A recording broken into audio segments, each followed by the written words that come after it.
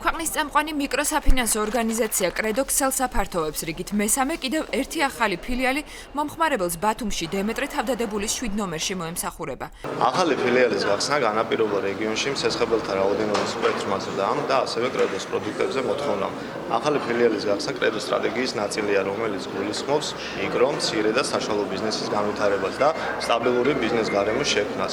აღნიშნული ფილიალი მოემსახურება ადგილობრივ მოსახლეობას და მომხმარებლებს შევთავაზებთ მაღალი ხარისხის ფინანსურ მომსახურებას.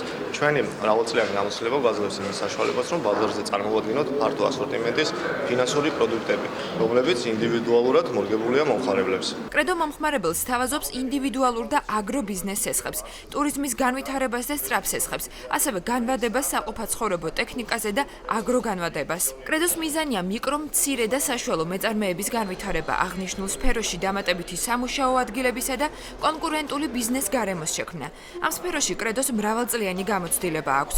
კომპანია გამოირჩევა მომსახურების მაღალი ხარისხით, ინოვაციური პროდუქტებითა და მომხმარებლის სოლიდური რაოდენობით.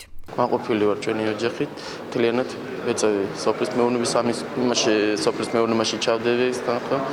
შემდეგ ოჯახს მოვახმარე კიდე. აი გარი ჩემ ალბათ კრედო როიტყვი. კრედოს ბათუმის ფილიალში 21 ადამიანი დასაქმდება, რომლებიც მომხმარებელს ხარისხიან ფინანსურ მომსახურებას გაუწევენ.